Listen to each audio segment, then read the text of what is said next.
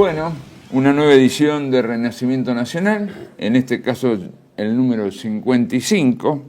Recomendamos, vean las últimas entrevistas y hoy tenemos un invitado que ya lo hemos entrevistado en otras ocasiones, pero la situación económica del país y sus consecuencias ameritan volver a entrevistar a Héctor Giuliano. Héctor Giuliano es licenciado en Administración, especializado en Finanzas Públicas, dedicado en especial a estudiar toda la cuestión de la deuda del Estado nacional, provincial, en sus distintos estamentos, y lleva en esta tarea muchísimos años, poniendo certeza frente a la incertidumbre y las mentiras habituales. Héctor, bienvenido, muchas gracias por aceptar esta nueva entrevista. Bueno, yo recíprocamente, muchas gracias por la invitación y por la llegada también a un determinado segmento de público que sabemos que somos pocos cuantitativamente, pero el esclarecimiento de la problemática de la deuda pública, yo estoy convencido hace, no años, hace décadas, que es central. O sea, el que no entiende que la deuda es un condicionante total y absoluto de todo lo que ocurre en la Argentina, que nos están chupando la sangre, financiera, económica y política, no entiende en qué país y en qué época vivimos. Claro. Esto yo lo he repetido muchas veces, por eso trato de hacer aportes nuevos, porque yo estudio permanentemente estos temas, sí, sabemos, ¿no?, de tu dedicación. Hay dos temas que nos gustaría tratar con vos. Vos te fijás en el orden. Uno es el cambio estructural que se está produciendo en la economía del país. Exacto. Todo un tema. Y el otro son estas cuestiones que el gobierno machaca, que hay desendeudamiento, que hay déficit fiscal cero, que han logrado o están por lograr domar el proceso inflacionario, que me parece que son, vos a todos estos los llamás los mitos, ¿no? Exacto. ¿Por dónde te gustaría empezar? A ver, vos mencionaste algo que para mí es preliminar y es importantísimo. Creo, en mi opinión por el momento, que estamos viviendo bajo la administración Milei un capítulo muy especial dentro del proceso de formación de un esquema neocolonial en la Argentina. Creo que el punto básico, el punto de fondo va por ahí. Se está promoviendo una transformación estructural de la Argentina en todos los campos, conducentes a crear un sistema neocolonial. ¿Qué me refiero por sistema neocolonial? En primer lugar, el sistema político de toma de decisiones. No hay decisiones nacionales, todos los centros de decisión son extranjeros. Los funcionarios más altos del Estado, incluyendo al presidente Milei, en mi opinión son marionetas que se limitan a transmitir las directivas que le indican. El presidente y sus ministros se pasan más tiempo en Estados Unidos con los grandes grupos financieros internacionales y políticos que atendiendo acá las cosas del país. Y se utilizan mientras como distractivo todas cuestiones de cholulismo político, y el enriquecimiento ilícito de Adorni, en fin, se puede hacer toda una lista ahora ya de las irregularidades Milei, como antes se hacía del kirchnerismo, ¿no? Sí. Pero el tema es que el endeudamiento sigue creciendo y el gobierno está enmascarando esta transformación en lo que yo llamo tres grandes mitos. Esto lo he tocado ya algunas veces, pero que podemos profundizarlo. El mito de que el gobierno derrotó la inflación. Segundo, el mito de que tenemos superávit fiscal genuino. Tercero, el mito de que el país está desendeudando. No hago sino recoger lo que están diciendo el presidente, el ministro Caputo y sus funcionarios. Incluso respaldados directa o elípticamente desde el exterior por sus mandantes, sí. ¿verdad? Sí, desde Wall Street le bajan el discurso de acuerdo a las circunstancias. Explico por qué digo esto. Desde que asumió Milei en diciembre del año 23 hasta ahora, la inflación ha aumentado en la Argentina más de 300%. Se estima que hoy pagamos en promedio, lógicamente, la economía se rige por una medida en promedio, no puntual por producto. El argentino medio estaría pagando 3.8 veces, prácticamente 4 veces los valores de cuando terminó el gobierno kirchnerismo, de cuando asume Milei. Eso, para que se tenga idea. La inflación acumulada... Espérame un segundito. Sí. Para que le quede claro a nuestros televidentes. Sí. 4 veces lo que se pagaba cuando asume Milei. Sí, yo he leído 3.5, 3.8, pero lo concreto es ir a la inflación, porque la inflación es un fenómeno acumulativo. No hay que engañarse por los coeficientes mensuales, porque son coeficientes acumulativos. Sí. Ejemplo típico. Apenas asume Milei desencadena una hiperinflación del 25.5% en diciembre. Sí. Eso es de Milei, no es de arrastre ni herencia. Esto no es para disculpar al kirchnerismo. El kirchnerismo ya venía con un proceso de aumento, sí. Pero Milei lo multiplicó. El 25.5% de inflación fue motorizado por Milei apenas asume. Primero, diciéndole a todos sus empresarios, amigos y formadores de precios que tienen carta libre para remarcar precios, lo que dio lugar a la remarcación generalizada que hubo a la segunda semana de eso, combinado con una devaluación del 130% que se trasladó a los precios. Y además se desencadena un proceso que todavía no ha terminado de aumento, de tarifazo, de aumento de precios y servicios públicos, precios y tarifas de servicios públicos. Esto es importante tener presente porque estos tres componentes, ¿no?, se estiran durante los 5 o 6 primeros meses de gobierno, de tal manera que en abril, mayo del año 24, o sea, 5 o 6 meses, ya en 5 o 6 meses, Milei generó una inflación del 107%. La gente no tiene idea de la diferencia entre finanzas y economía, que yo siempre señalo.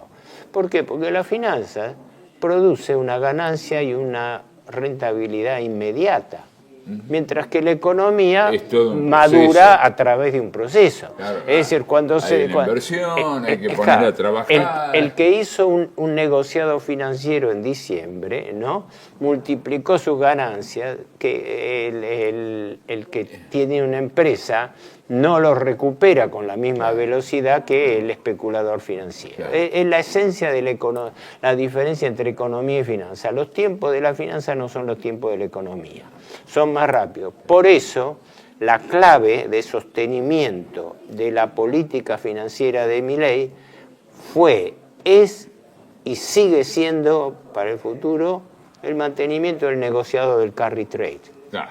Es decir, la venida de capital extranjero que se convierte en pesos, se coloca aquí a las tasas más altas del mundo, porque son las tasas, Argentina paga las tasas de interés de la deuda pública más alta del mundo, pese a que ahora la magnitud se ha reducido, pero se ha reducido comparativamente, no es que se ha reducido en términos netos, porque cuando comparamos los valores, lo que disminuyó es la medida. Es claro, ahora tenemos tasas de inflación del 3% mensual, ¿no? Creo que a fines de la gestión Massa estaban en el 10% mensual, ¿no? Desde el punto de vista matemático, eso es válido, es cierto, el ritmo de aumento de la inflación es menor. pero estamos hablando del ritmo de aumento dentro de un proceso acumulativo. Entonces, yo ahora estoy tratando de reducir el ritmo de inflación después de haberlo llevado a un escalón alto. Es como decir, primero mando una gran devaluación y después la estabilizo acá. ¿Cuál es la trampa? Que los salarios, la jubilación y los planes sociales no subieron el 300%, sino que quedaron en términos netos entre un 10, un 20 o más de un 20% por debajo de los niveles de precio. Entonces, eso es lo que yo llamo el primer mito Milei, el mito de que derrotó la inflación, que se está viendo ahora donde el gobierno directamente, en su primer presupuesto, porque no nos olvidemos que en los 2 primeros ejercicios el manejo de la economía fue dictatorial, es decir, fue a través de decretos de necesidad de urgencia, sin participación del Congreso. Aunque el Congreso, la casta tan denostada por Milei, fue y es su principal aliada. Por eso ahora Milei habla muy poco de la casta.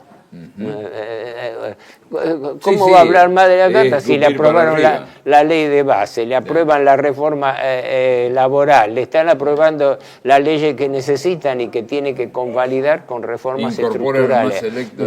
Ahora, y amén que oculta la palabra casta para referirse a la casta financiera, que está por encima de la casta política. De esa no se habla. Así que de eso está. No Perfecto. sé, esto en cuanto al primer punto. El mito de que Milei ha derrotado la inflación. Acá tengo los datos del presupuesto aprobado por el Honorable Congreso de la Nación. Proyección inflacionaria para este año del gobierno, 10%. Ya en el primer trimestre tenemos acumulado 9%. Las proyecciones son del 30%. Así que dentro de la escala de medición tenemos que la inflación está aumentando a un ritmo 3 veces el proyectado por presupuesto. Claro. Esta es la realidad, punto. Yo no discuto nada. Yo digo, el gobierno dice no que... No es cuestión ideológica. Ni siquiera un planteo de tipo político para demostrar o no la gestión de gobierno. Es un dato de la realidad. Claro. Pero lo que pasa es que todo esto está soslayado en la crítica de los economistas del sistema. Los economistas del sistema soslayan esta trampa, al revés. Discuten sobre si la inflación, que creo que se comunicaba hoy, se informaba, podía ser un poco menor del 3%, ¿no? Porque la de la ciudad de Buenos Aires acaba de dar 2.5 y es un indicador técnicamente más confiable que el del INDEC, que como sabemos se rige por una canasta desactualizada del año 2004. Entonces, si está claro, para no extenderme más, perfecto, primer punto. El mito de que el gobierno ha derrotado la inflación. Es más, el gobierno está luchando, ¿por qué? Porque está aguantando esta situación fundamentalmente con la caída de los salarios reales.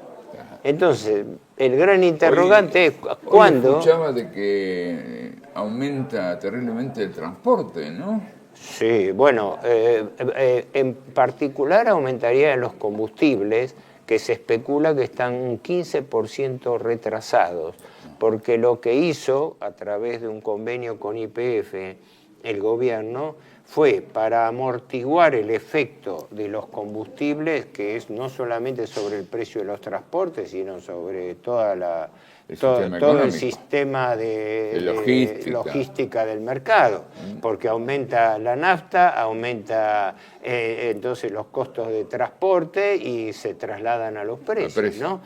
El retraso calculado es prácticamente de un 15%, por lo cual lo que está ahora en duda a este momento es cuál va a ser el aumento autorizado, tolerado, para que esto no provoque un golpe inflacionario que le tire los indicadores al diablo. Claro. Porque el gobierno está en la cuerda floja de que no puede controlar la inflación. Leí así al pasar que ya está autorizado el aumento del transporte de colectivos y todo eso con sumas altísimas. Hubo convenios con empresas de colectivos, pero cada uno se rige por convenios de concesión separados, ¿no? Pero no nos olvidemos que el gobierno mantiene gran parte de los subsidios al transporte todavía, ¿no? No es un porcentaje uniforme, pero esos subsidios al transporte debieran haber sido eliminados y el gobierno no los elimina porque si baja los subsidios tiene que aumentar el precio de los boletos, claro, y acentúa la inflación. Por ende, lo primero para no marear a los espectadores yo diría es no nos engañemos. La inflación no está controlada. El ancla para mantener la inflación es tener el dólar atrasado. ¿Y cómo se tiene el dólar atrasado? Con endeudamiento externo. Entonces, nos endeudamos para tener dólares, para aguantar un valor atrasado del dólar y una apreciación artificial del peso. ¿Por qué? Porque está escondiendo una inflación reprimida. Acá hay una inflación reprimida. Si el dólar flotara libremente, bueno, fue el escándalo que se armó el otro día porque lo dijo el exministro Cavallo, cuando no fue el único, son decenas de gente que le están diciendo, señores, tienen que producir una devaluación, más aún, para redondearlo. Consultoras de Wall Street están metiendo continuamente el dedo en la llaga en el tema de si el gobierno va o no a devaluar. Y ya están haciendo el cálculo, porque claro, si varía el valor del peso, la rentabilidad del negociado del carry trade varía. Porque cuanto más retrasado esté el valor del dólar, más ganancia tienen por arbitraje entre tipo de cambio y tasa de interés, porque el peso vale artificialmente más de lo real. Entonces, ojo, porque yo creo que el gobierno está en una situación grave, no me atrevería a decir crítica, porque tiene el soporte y la ayuda internacional que se supone no le van a soltar la mano, ¿no? Pero la realidad es que el gobierno Milei ha fracasado, como fracasó Macri. Hizo 2 años de gestión, aumentó la deuda. Macri en 2 años de gestión aumentó la deuda 83.000 millones de dólares. Y cuando llegó abril del año 2018, tuvo que salir a pedir un salvataje del Fondo Monetario Internacional, si no, no podía completar su mandato. Pasan los años, viene Milei. Si no tenía el espaldarazo y el salvataje de la tesorería norteamericana y del Fondo Monetario Internacional, en octubre pasado se le iba todo el plan al diablo, ¿verdad? Y se sostiene merced a esa ayuda. Es más, hasta en estas expresiones desubicadas públicamente, para decirlas públicamente, el mismo presidente Trump lo dijo. Dice, en la Argentina tenemos a Milei que mientras él esté lo vamos a ayudar. O sea, dando bien, no solamente entender, el buen empleado, pero es también una amenaza, que es la misma que hizo en octubre, que antes de las elecciones dice, si continúa Milei vamos a ser generosos con la Argentina. Un comino generoso, el único que es generoso es la Argentina, que le está dando todas las concesiones a las multinacionales norteamericanas y que le está permitiendo a los grupos de fondos de inversión mantener el negociado del carry trade. Eso es una succión permanente de recursos. ¿Cuál es la...? Vos decías que con Macri 83.000 millones de dólares. 83 ¿Y con Milei? millones de dólares. No nos olvidemos que durante el periodo kirchnerista Fernández, la deuda aumentó otros 100 millones de dólares, ¿no? Especialmente durante la gestión Massa al frente del Ministerio de Economía, ¿no? Acá no se salva nadie. ¿No? Pero en lo que lleva desarrollado Milei, que por eso digo es el tercer mito, después hablamos del segundo, alteramos las cosas. No hay problema. Fiscal. El mito del desendeudamiento viene de que Milei habría aumentado la deuda en lo que va de su gestión en unos 102.000 millones de dólares, de los cuales, de los números del Ministerio de Economía, a mí me da un aumento de 57.000. Pero ¿qué ocurre? El gobierno está ocultando la capitalización de intereses. Esto, para explicarlo a los espectadores. La Argentina tiene en este momento una deuda que prácticamente es de 500.000 millones de dólares. Con datos a marzo de este año, la deuda da 497.000 millones, prácticamente 500.000 millones de dólares, ¿verdad? ¿Cuántos son los intereses que devenga esa deuda anualmente?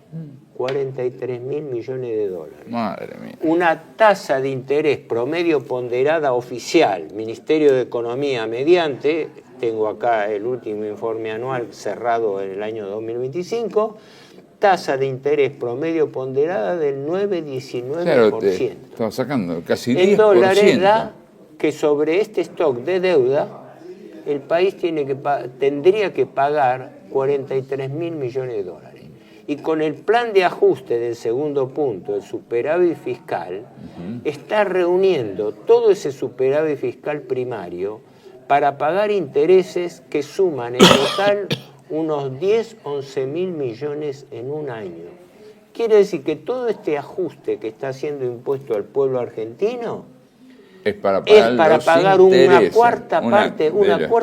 Entonces ahí viene el tema que le están denunciando los propios liberales, el doctor Carlos Rodríguez del SEMA,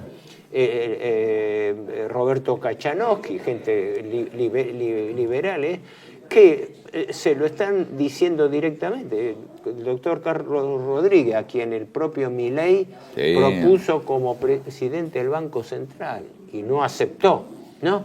Le está diciendo que miente en el superávit fiscal y en la deuda pública. ¿Por qué?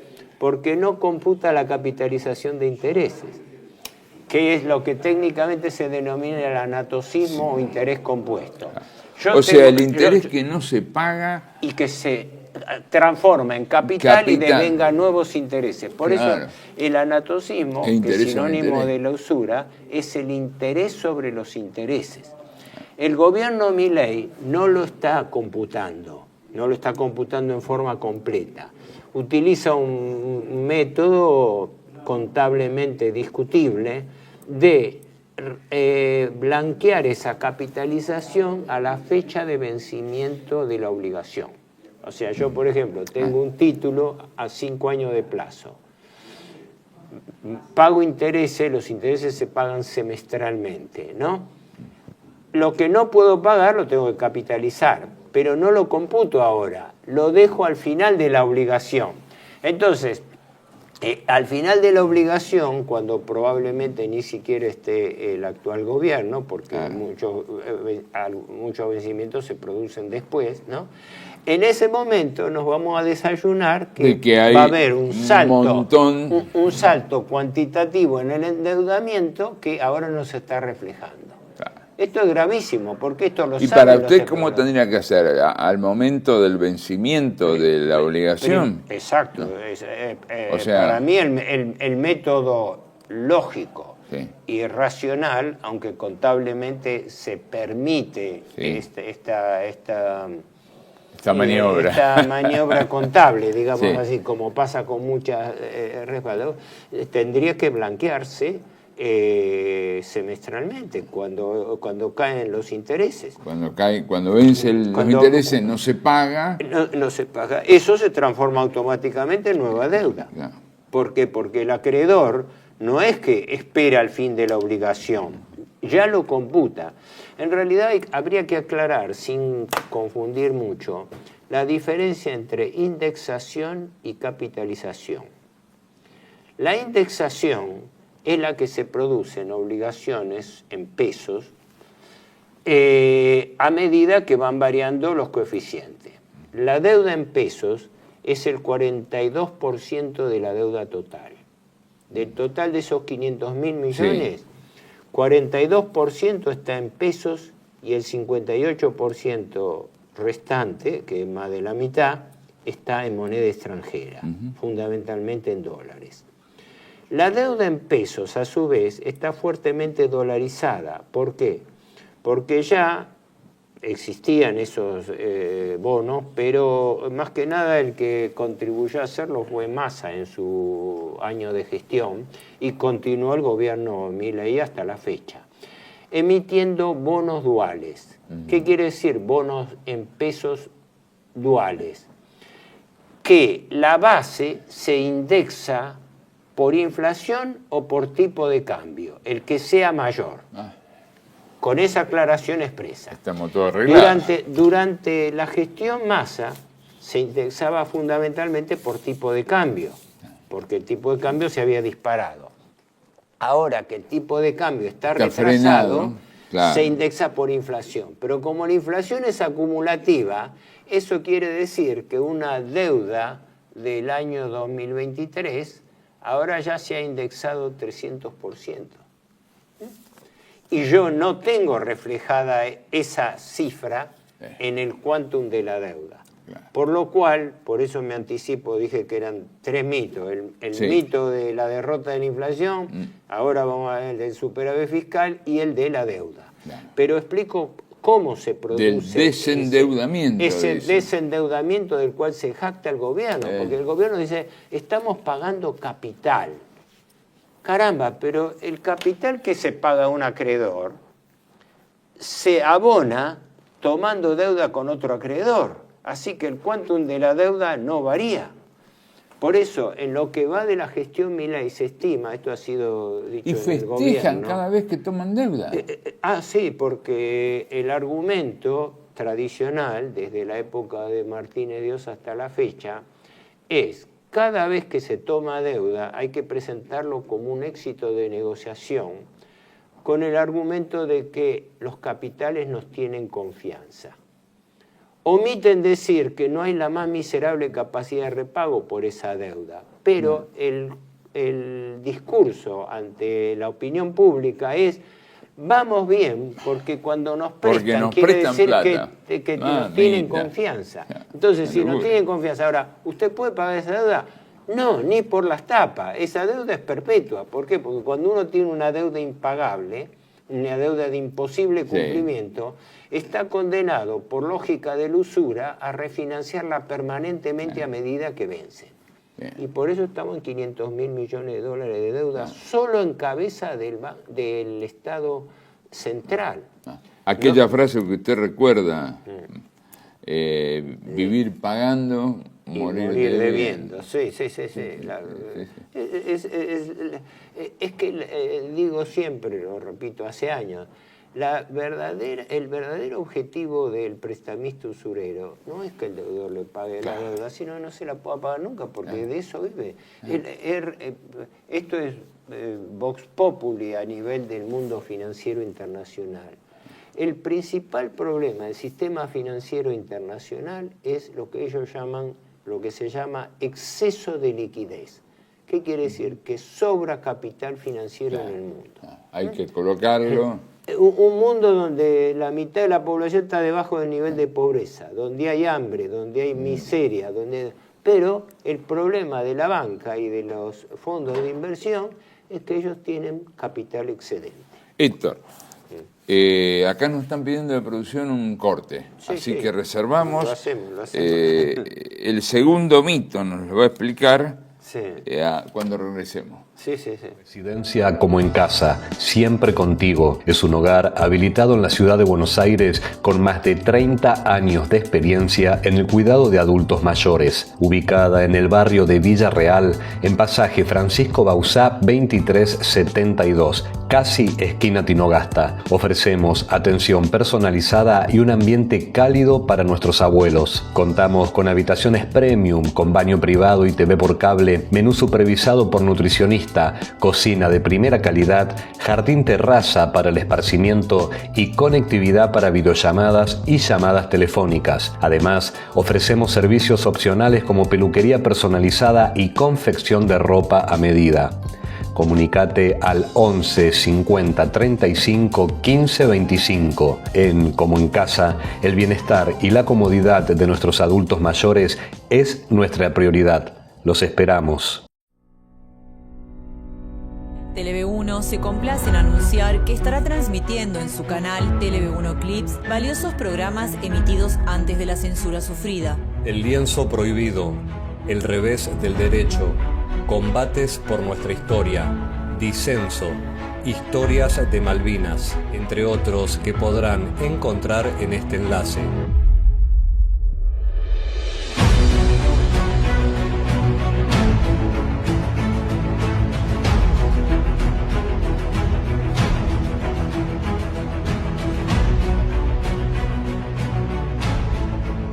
Agradecemos su aprovechamiento y difusión.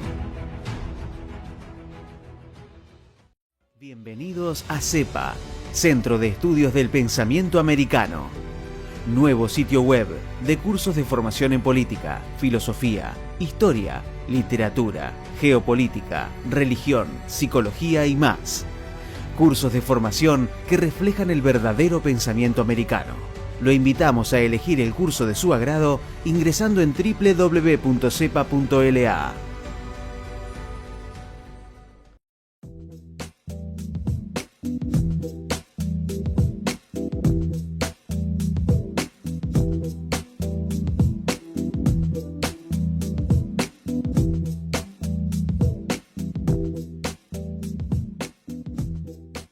Decir siempre la verdad primero tiene un precio. Dependemos de tu ayuda. TLV1, toda la verdad primero.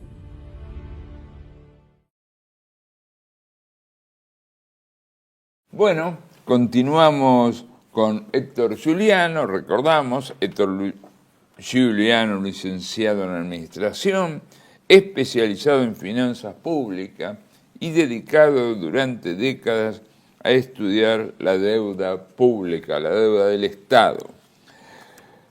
Nos marcaba Giuliano 3 mitos. El mito de la devaluación, desinflación, ¿sí?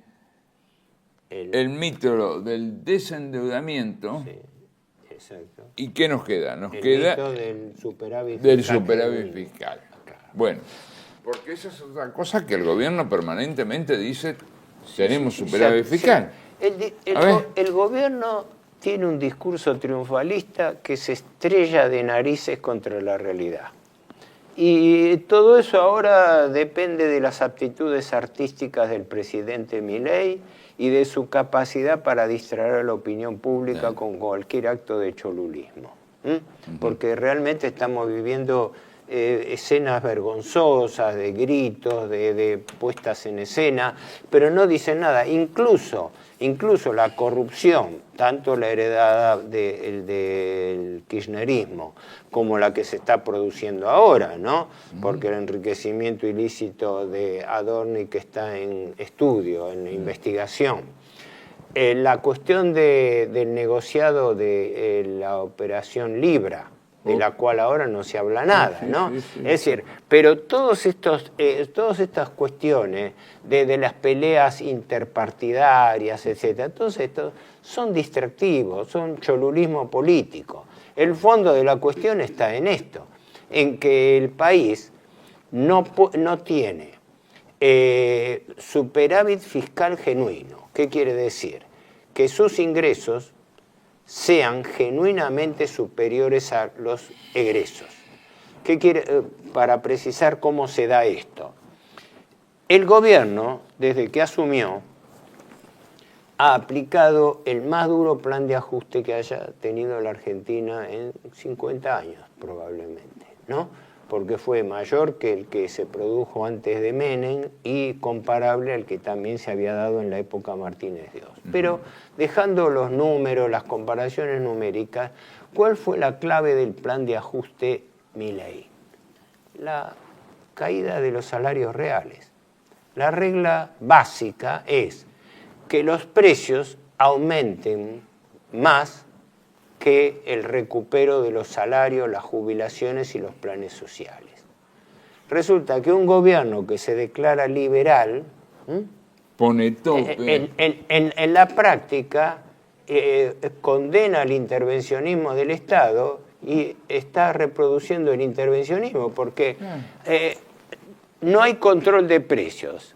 Jauja para los formadores de precios. Los formadores de precios siguen fijando unilateralmente, porque la ley de la oferta y la demanda en el mercado es un mito, porque la oferta, las grandes empresas monopólicas y oligopólicas están organizadas, mientras que el consumo no, el consumo está atomizado. Sí. Usted va al supermercado, tiene que comprar lo que hay en la góndola y a los precios que están en la góndola. Puede moverse dentro de un margen, es cierto, dentro de un margen, pero ese margen está sujeto a un ritmo de aumento acumulativo que lleva un promedio del 3% mensual. Cuando el mismo gobierno fija un tope de paritaria de un 1%. De un 1%. O sea, chao, más claro imposible, le echamos agua. 3-1. Es decir, el gobierno se niega a homologar convenios de paritarias superiores al 1% mientras libera los precios. Y la clave de la economía en los gastos público y también privado, es precisamente esa, que la gran baja se ha dado haciendo caer los salarios reales. Recuerdo para los espectadores que el salario real es el salario nominal que uno cobra, o la jubilación nominal que uno cobra, descontada la inflación, para medirla en términos netos de poder de compra. Claro. Yo puedo ganar 1 millón de pesos, pero si la inflación es un 10 o un 20%, el neto de lo que me queda de capacidad de compra baja. Te digo un caso, ese es el cierre del año 25. En el año 25, el gobierno mantuvo un superávit primario de casi 12 billones de pesos, 11.800. Bueno, ¿a qué se dedicó ese superávit primario? 10 billones 300 para pagar intereses. Para pago de la deuda, intereses, solamente intereses de la deuda. No se paga capital, ¿no? Pero este fue un año atenuado, porque si tomamos el año 24 se hizo con una suba de ingresos de 203% y una suba de gastos de 133%, 70 puntos menos. O sea, los ingresos aumentan más por presión tributaria, por aumento de precios y tarifas, por mayor lucha contra la evasión fiscal y fundamentalmente por mayor presión tributaria en general, una parte de los cuales corresponde a retenciones, ¿no? Que se cobran en moneda extranjera, pero presión tributaria. Mientras que, en cambio, los gastos aumentaron, mientras los ingresos aumentaron en el 2024 203%, los gastos aumentaron 133%. ¿Y qué consecuencias tiene? Porque uno escucha salarios bajos al sector público, al sector privado, caminos en mal estado, no se hacen obras públicas. Exacto. El otro gran rubro, vos lo dijiste, es el de el paro de la obra pública. Claro. El gobierno ha suspendido, en su momento, cuando asumió, quedaron en suspenso unas 2.000 obras públicas, de las cuales había unos centenares que se tenían que cumplir, no sé si 400 o 500 obras, porque estaban respaldadas por contrato. Pero resulta que parece que el gobierno no hacía las transferencias correspondientes. Al no hacer las transferencias correspondientes, las paralizaba, de hecho. El cuadro de obras públicas, en este momento, incluso uno de los sectores que más ha apoyado y sigue apoyando al gobierno, el sector agropecuario, es uno de los que lo está sintiendo en carne propia, ¿no? Porque están pidiendo caminos rurales, toda la parte logística, toda la parte de impuesto a los combustibles, y ahora con este agravante del traslado del costo del petróleo a los precios internos.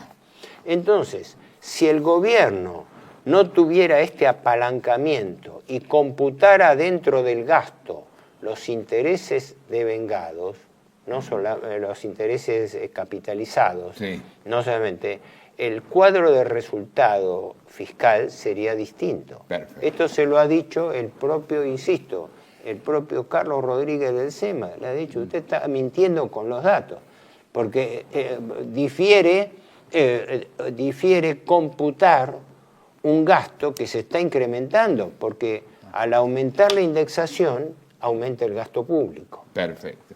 Héctor, te pido unas últimas acotaciones sobre el cambio de la estructura económica del país, ¿no? Bueno, eso sí es oportuno. Ese es un punto que tal vez tendríamos que hacer otro programa para explicar a fondo esto. Claro, esto lo tiro hoy sobre la base de cosas que uno viene estudiando. ¿Cómo se determina la estructura colonial de un país? ¿Cómo se conforma? Esto es una regla histórica. La primera es la regla de la toma de decisiones. Obviamente, la élite dirigente que toma decisiones no las toma en función del interés nacional, la toma en función de directivas que vienen de los centros de poder, fundamentalmente los centros de poder del capital financiero y político. El gobierno, en boca del presidente Milei, lo ha dicho con todas las luces y con toda claridad. La Argentina se subordina a una alianza incondicional con los Estados Unidos e Israel. Sí. Las principales empresas extranjeras que están entrando corresponden no solamente al lobby norteamericano israelí, sino también al capital británico. Sí. Así que en este momento nuestra estructura económica está siendo determinada por capitales provenientes de empresas transnacionales de base norteamericana, británica e israelí. Estos son datos de la realidad. Claro. El gobierno está teniendo un verdadero boom de inversiones, pero con una característica, que esto es una de las características de la estructura neocolonial. Un desarrollo asimétrico. Claro. ¿Qué quiere decir? Que no todos los sectores de la economía crecen orgánicamente por igual. En la Argentina está habiendo un boom en 3 sectores. El tradicional del agro, que está teniendo rendimientos incluso altos, ¿no? Una cosecha que mejoraría en las épocas anteriores, como le tocó a Fernández, de sequía, etcétera, ¿no? Aunque con precios internacionales discutibles, pero el agro ha sido tradicionalmente la principal fuente de entrada de divisas. El segundo es la parte de hidrocarburos. Petróleo y gas, fundamentalmente con el desarrollo en Neuquén de Vaca Muerta. Sí. Y el tercero es la minería de amplio espectro, porque ahí no solamente va la cuestión del litio, va todo lo que son rocas de aplicación, roca de lo cual estamos en una nebulosa, porque no sabemos qué minerales estamos exportando, porque dependen de declaraciones juradas que dan los mismos explotadores. Las empresas, ¿no? Las empresas. Y cuando se exporta roca triturada, ahí va cualquier valor, va desde oro, bronce, hasta tierras raras, hasta manganeso, hasta toda una lista de productos. Sí. ¿Qué quiere decir esto? Que una de las claves de la estructura neocolonial es que el país subordinado tiende a crecer sobre la base de 2 o 3 sectores básicos, y mientras que el resto queda en recesión económica. ¿Qué es lo que está pasando ahora? ¿Qué es lo que está pasando? El resto es la industria. La industria, la construcción, el comercio en recesión. Y crecimiento del desempleo. El agro tradicional la minería, los hidrocarburos y fundamentalmente el negocio financiero, de maravilla. Claro. Esa es la simetría característica de un país subordinado, ¿no? Claro. El Congo es el país más rico del mundo en minerales y sin embargo su asimetría de crecimiento es tremenda. Por lo cual, este desarrollo asimétrico es una de las primeras características que se está conformando en la Argentina. Bien. Incluso con subsidio del Estado, porque las grandes inversiones que están aprovechando fundamentalmente capitales extranjeros se hacen a través del RIGI, el régimen de incentivos para las grandes inversiones superiores a los 200 millones de dólares. Pero ¿cuál es la clave? Pero como no estábamos con un gobierno liberal que repudiaba los subsidios, el RIGI es un subsidio positivo, pero subsidio. Positivo desde el punto de vista que se estima que el rendimiento a largo plazo que va a producir ese incentivo de hoy va a ser, pero es un subsidio. Quiere decir que el gobierno se está contradiciendo porque ideológicamente no todo subsidio es malo. Es malo en la medida en que no dé rendimiento. O sea, con esa contradicción. Y estamos de esa manera subsidiando las grandes inversiones de empresas multinacionales que están en condiciones de autofinanciarse ellas mismas. Y en lugar de eso obtienen beneficios y privilegios sectoriales por 30 años en la Argentina. Eso significa un subsidio que pagan generaciones argentinas y que fundamentalmente va a la rentabilidad de los sectores inversores, con un agravante que se está produciendo una primarización de la economía. La producción y la exportación consecuente es de productos sin elaboración. Lo que se ha dicho, somos uno de los principales productores de litio, uno de los 3 principales productores de litio del mundo, pero exportamos el litio y no tenemos una fábrica de baterías propia. Ahora exportamos gas natural, pero ni siquiera tenemos una planta fija de procesamiento para GNL, para gas natural licuado. Se hacen a través de buques transformadores que se alquilan al extranjero, por lo cual la Argentina está exportando materia prima en gas para que sea elaborada, en lugar de tener plantas de elaboración propia. El crudo de petróleo lo mismo. No. La minería, ni hablar. La minería es base de exportación primaria. Esta es otra de las características de la estructura colonial. Perfecto. La primera, la subordinación de decisiones. La segunda, este crecimiento asimétrico, donde 2, 3 sectores especiales les va muy bien, pero el resto de la economía está en condiciones de recesión o de limitación. Luego, esta primarización de la economía, que hace que los sectores que crecen más, a su vez, no tienen fuerte elaboración propia. Y la clave de la integración y el desarrollo económico es la producción local, la producción en origen. Y resulta que eso...